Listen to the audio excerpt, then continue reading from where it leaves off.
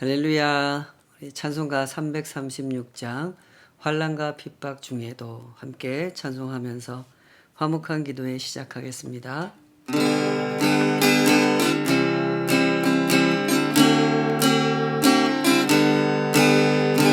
환난과 핍박 중에도 성도는 신앙 지켰네. 이 신앙 생각할 때에 기쁨이 충만하도다. 성도의 신앙 따라서 죽도록 충성하겠네. 옥중에 매인 성도나 양심은 자유 얻었네. 우리도 고난 받으면 죽어도 영광 되도다. 성도의 신앙 따라서 죽도록 충성하겠네. 성도의 신앙 본받아 원수도 사랑하겠네. 인자한 언어 행실로 이 신앙 전파하리라. 성도의 신앙 따라서 죽도록 충성하겠네.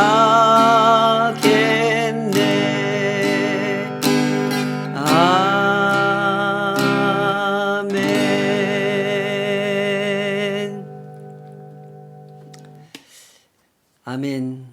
우리 주 예수여, 우리 가운데 임재하시고 우리를 다스리시며 우리를 주님의 그 손 안에 빚어지게 하여 주시옵소서.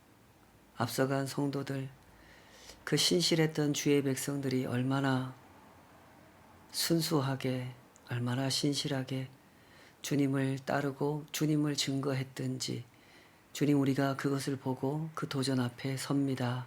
우리의 눈을 열어주시고 마음을 열어주셔서 오늘 우리가 서 있는 그 자리에서 주께서 쓰시는 복음의 통로가 되도록 주여 우리를 빚어 주시옵소서. 그 말씀이, 그 권면이 우리의 심령까지 만지시기를, 그렇게 이끌어 가시기를 사모하오며 예수님의 이름으로 기도하옵나이다. 아멘. 골로새서 4장 2절에서 9절까지 오늘 주신 말씀으로 기도에 감사함으로 깨어 있으라, 이런 제목으로 함께 하나님 말씀 헤아려 보도록 하겠습니다. 바울은 이제 편지를 마무리하려고 합니다. 비교적 짧은 서신이었던 이 골로새서에서 사실은 아주 묵직하고 또 복잡한 내용들을 다루기도 했죠. 특히 1장 15절부터 3장까지 그 대목에서 그렇게 묵직한 주제들을 많이 다루었습니다. 골로새 교인들 가운데 은밀하게 들어온 이 거짓 교사들의 실체를 해부해 줬고, 그들의 주장이 왜 잘못된 것인지 설명해 주면서 참된 믿음으로 얻게 된 새 생명, 예수님 덕분에 얻게 된 그 새로운 삶을 어떻게 살아가야 하는지에 대해서 권면해 줬습니다. 그리고 이제 마지막 이 당부를 하면서 여러 동역자들의 인사를 나누는 것으로 편지를 마무리하고 있죠. 오늘 우리가 살펴보려고 하는 부분은 여기 이 마지막 당부를 하는 대목입니다. 좀 더 정확히 하자면 4장 2절부터 6절까지가 마지막 당부죠. 7절부터는 여러 동역자들에 대한 이야기, 그들의 안부, 그들이 전하는 인사와 관련된 내용으로 넘어갑니다. 마지막으로 권면하는 이 대목에서 바울이 무엇을 강조하고 있는지 함께 살펴보도록 하겠습니다. 보신 바와 같이 여기서 바울이 강조하는 것은 기도입니다. 4장 2절에서 4절까지 제가 한번 읽어보겠습니다. 기도를 계속하고 기도에 감사함으로 깨어있으라. 또한 우리를 위하여 기도하되 하나님이 전도할 문을 우리에게 열어주사 그리스도의 비밀을 말하게 하시기를 구하라. 내가 이 일 때문에 매임을 당하였노라. 그리하면 내가 마땅히 할 말로써 이 비밀을 나타내리라. 바울 사도는 왜 이렇게 기도를 강조하는 것일까요? 본문의 맥락을 고려해 보면 다음과 같은 두 가지 이유를 확인할 수가 있는데요. 첫째로 성도의 삶이란 그리스도 안에서 행하는 삶이기 때문에 기도를 강조하는 겁니다. 둘째로 성도의 삶이란 복음을 증거하기 위해서 존재하는 삶이기 때문에 기도를 강조하는 거죠. 하나씩 살펴보십시다. 첫째로 성도의 삶이란 그리스도 안에서 행하는 삶이기 때문에 기도를 강조한다. 라는 얘기는 무슨 얘기인가? 골로새서 2장 6절에서 7절에 보면 이렇게 설명한 부분이 있었죠. 그러므로 너희가 그리스도 예수를 주로 받았으니 그 안에서 행하되 그 안에 뿌리를 박으며 세움을 받아 교훈을 받은 대로 믿음에 굳게 서서 감사함을 넘치게 하라. 그랬습니다. 그리스도인이 기도를 함으로써 삶을 영위해 간다. 기도하는 삶을 살아간다 라고 하는 것은 그리스도 안에서 살아간다 하는 뜻인 거죠. 여기 방금 읽은 2장 6절 7절에서 언급한 것처럼 그리스도 안에서 행하는 겁니다. 식물이 땅에 뿌리를 박고 땅에 근거하여 자신의 존재, 자신의 생존을 유지해 가는 것처럼 그리스도인은 예수님께 뿌리를 박고 예수님을 근거로 자신의 생명을 유지하는 존재로서 마땅히 기도의 삶을 살아가야 한다는 것이죠. 바울은 이렇게 권면했습니다. 기도를 계속하고 기도에 감사함으로 깨어 있으라. 기도를 계속한다라는 말은 무슨 뜻일까요? 그것은 일상과 긴밀하게 연결된 기도 생활을 한다는 뜻이죠. 성도의 기도는 이런 겁니다. 특정한 이슈가 있을 때만 특별히 시간을 떼놓고 특별한 방식으로 기도하는 것이 아니라 일상적으로 마주하는 모든 일에 대하여 기도하고 그렇게 기도함으로써 성도다운 생각, 성도다운 마음을 간직하는 생활, 즉 깨어있는 생활을 한다는 뜻인 거죠. 이것은 사실 기독교의 독특한 특징이기도 합니다. 대부분의 종교는요, 신전에서 하는 행동과 신전 밖에서 하는 행동이 구별됩니다. 종교적인 행동과 비종교적인 행동이 구별되죠. 신전에서 제 아무리 값비싼 예물을 바치고 구슬하고 대단한 종교 행사를 치렀더라도 그 신전 문을 나서는 순간 그는 다른 사람들과 전혀 다를 바 없는 사람이 되어버립니다. 주변 사람들도 그 사람한테 남다른 도덕성을 기대하거나 남다른 희생을 기대하지 않죠. 그러나 기독교는 다릅니다. 기독교인들은 교회당 안에서나 교회당 밖에서나 종교 행사를 할 때나 종교 행사를 하지 않을 때나 특별한 기대를 받는 사람들입니다. 예수님을 모시고 사는 사람들이기 때문에 그런 거죠. 예수님 안에서 사는 사람이기 때문에 그런 기대를 받는 겁니다. 때문에 예수 믿는 사람이 일상의 영역에서 뭔가 잘못된 행동을 하면 꼭 이 말이 붙는 겁니다. 당신은 예수 믿는 사람이 어떻게 그럴 수 있냐 하는 말이 붙는 거죠.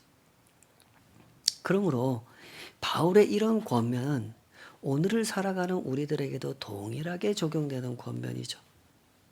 기도를 계속하고 기도에 감사함으로 깨어 있으라. 기도가 우리를 온전한 사람으로 만들어주는 건 아닙니다. 그러나 온전히 예수님 안에서 살아가기 위해서는 반드시 필요한 것, 그것이 기도라는 거죠. 그러므로 성도는 일상에서 기도하는 사람이어야 하고 기도로서 일상을 살아가는 사람이어야 하는 겁니다. 그리고 이런 기도에 감사가 더해져야 되죠. 기도를 계속하고 기도에 감사함으로 깨어 있으라. 이렇게 말씀했죠. 골로새 교인들은 이 거짓된 교리에 공격을 받았던 사람들이고 그들의 논리에 상당히 현혹 당해본 사람들입니다. 이런 일을 겪어보면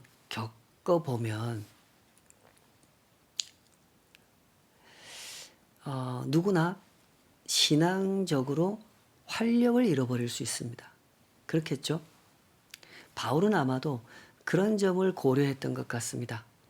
골로새 교인들이 이런 잘못된 교리인 줄 모르고 받아들였다가 상당히 중심이 흔들리는 그런 경험을 해봤기 때문에 예수님 안에서 새로워진 그 생명을 누리고 살아간다는 것, 그런 삶에 있어서 뭔가 활력을 잃어버리고 뭔가 위축되어 있는 그런 상태였을 거라고 짐작을 했던 것이죠. 때문에 이렇게 권면했던 것 같습니다. 기도를 계속하고 기도에 감사함으로 깨어 있으라. 그것은 골로새 교인들이 잃어버렸던 활력을 다시 되찾을 수 있도록 돕기 위하여 주신 권면인 거죠. 가만히 기도하는 그 자리에서 성도들은 감사를 회복하게 될 겁니다. 우리에게 임한 하나님의 복음, 그 복음이 가져다 주신 놀라운 은혜를 생각하면서 내가 겪은 일보다는 하나님께서 나를 위해 하신 일을 더욱 깊이 생각하게 되는 거죠. 그러면서 감사가 새록새록 되살아날 것이고, 그러면서 깨어있는 삶의 자세를 다시 회복하게 되는 거죠. 그러므로 부디 이 성경이 가르치는 기도를 잘 배우시기 바랍니다. 성경이 가르치는 기도는 하나님께 내 정성을 보여드리고 하나님을 감복해 하여 내가 원하는 바를 들어주도록 유도하는 행동이 아닙니다. 성경이 가르치는 기도는 철저하게 영적이고 철저하게 인격적입니다. 여기서 영적이다라는 말은 우리가 직접적으로 하나님을 상대한다라는 뜻입니다. 그리고 인격적이라는 말은 하나님을 아는 인격적 지식 위에서 하나님을 경험한다는 뜻인 거죠. 그러므로 그리스도인의 기도는 하나님과 더불어 나누는 인격적인 소통, 영적인 소통인 것입니다. 그리스도인의 기도는 결코 기계적인 행동이 아닙니다. 내 욕심을 이루고자 외우는 주문도 아니고 스스로 자기 마음을 조종하기 위한 자기 암시도 아닙니다. 그리스도인의 기도는 나 같은 죄인을 찾아오신 하나님에 대해서 인격적으로 반응하는 겁니다. 그러면서 하나님의 형상을 닮아가는 그 회복의 여정을 걸어가는 것이죠. 때문에 그리스도인의 기도 생활에는 감사가 넘쳐나게 되는 것이고 깨어있는 삶의 자세를 갖추게 되는 그런 일이 생기는 겁니다. 부디 이런 기도를 경험해 가시기 바랍니다. 둘째로 바울이 이처럼 골로새 교인들에게 기도를 강조하는 이유, 그 두 번째 이유는 성도의 삶이 복음을 증거하기 위해서 존재하는 삶이기 때문에 그렇습니다. 3절 4절 다시 읽어보겠습니다. 4장 3절 4절 또한 우리를 위하여 기도하되 하나님이 전도할 문을 우리에게 열어주사 그리스도의 비밀을 말하게 하시기를 구하라. 내가 이 일 때문에 매임을 당하였노라. 그리하면 내가 마땅히 할 말로써 이 비밀을 나타내리라. 이랬죠. 성도의 삶이란 예수님을 빼면, 복음을 빼면 아무것도 논할 것이 없는 삶이죠. 성도의 일상에서도 다른 사람들이 경험하는 것들이 경험이 됩니다. 매일매일 일어나죠. 일해야 되고 먹어야 하고 자식들 키워야 됩니다. 그러나 그것이 성도의 삶을 채우는 본질은 아니죠. 성도의 삶은 복음을 위해 존재하며 복음과 함께 존재하는 것입니다. 바울이 그런 삶을 살고 있고 지금 이 편지를 받는 사람들, 골로새 교인들을 향하여 바울이 보내고 있는 시선도 그와 같은 시선입니다. 당신들은 복음과 함께 살고 있는 사람들입니다. 당신들은 복음을 위해 존재하는 사람들입니다. 하는 마음으로 그들에게 편지를 보내고 있는 거죠. 때문에 그들에게 이런 기도를 요청한 겁니다. 전도의 문을 열어달라고 하나님께 기도해 주십시오. 그러면 내가 준비된 그 복음 그리스도의 비밀을 가서 전파하겠습니다.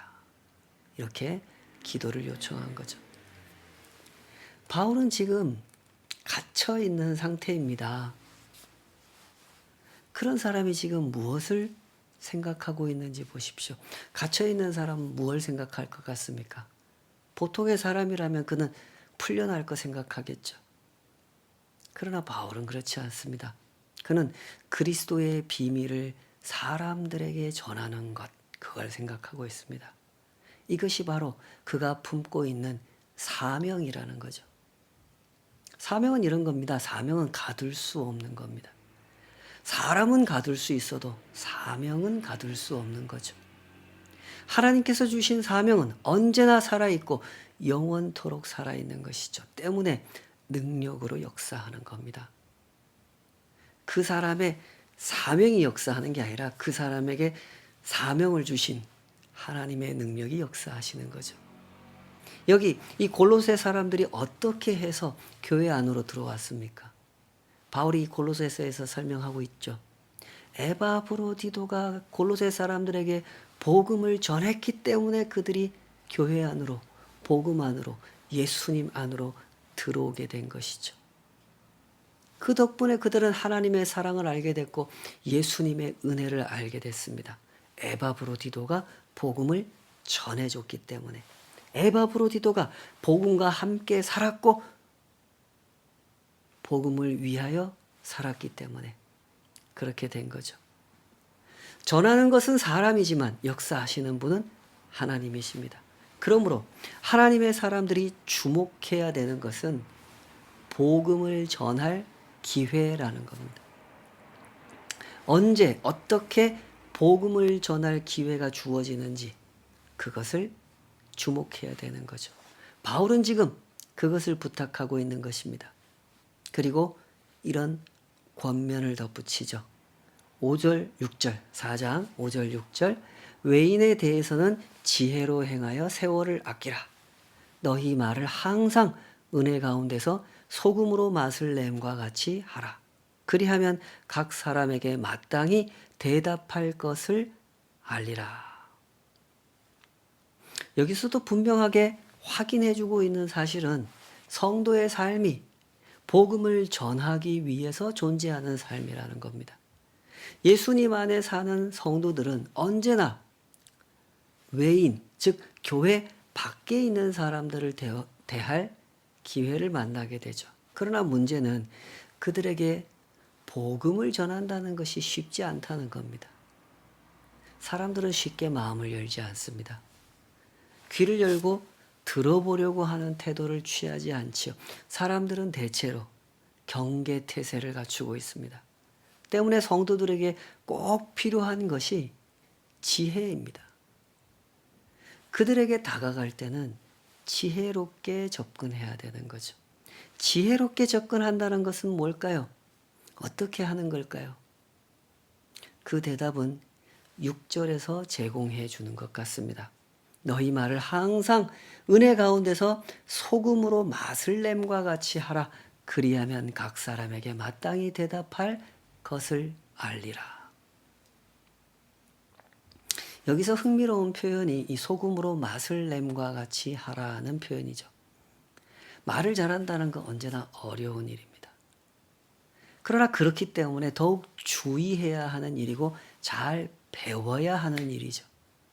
소금으로 맛을 낸다라는 것은 요리를 해본 사람이라면 쉽게 알아들을 수 있는 말일 겁니다. 그때나 지금이나 대체로 맛을 내는 핵심 재료는 마지막 소금입니다. 조금 더 넣느냐, 조금 덜 넣느냐에 따라서 음식의 맛이 달라지죠. 다시 말해서 적절하게 조절하는 것이 핵심이라는 겁니다. 복음을 전할 때 성도가 유의해야 되는 이유도 바로 이런 것이죠. 적절해야 하는 겁니다. 그리하면 각 사람에게 마땅히 대답할 것을 알게 될 것이다. 라는 것이 이 바울 사도의 설명이죠. 이 말을 잘 이해해 보시기 바랍니다. 바울은 지금 기계적인 방식으로 전도는 이렇게 해라를 설명하고 있는 게 아닙니다. 기계적인 공식을 가르쳐 주려고 하는 것이 아니란 말이죠.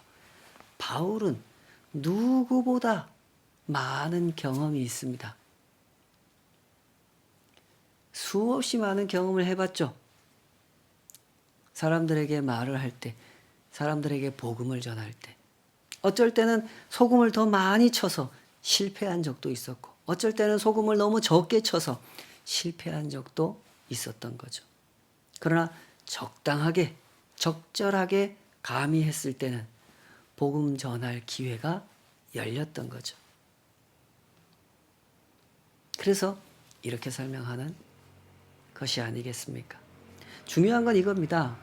복음을 전한다는 것은 언제나 말로써, 입으로 표현하는 언어로서 이루어지는 일이므로 언어를 사용함에 있어 복음을 증거하기에 합당한 모습, 합당한 태도를 갖추고 있어야 된다는 거죠.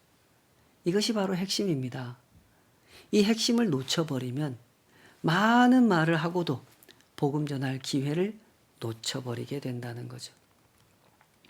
복음을 잘 전하기 위해서 전도 훈련을 받는 거 아주 좋은 일입니다. 전도문을 암기하고 다니는 거 좋은 방법입니다.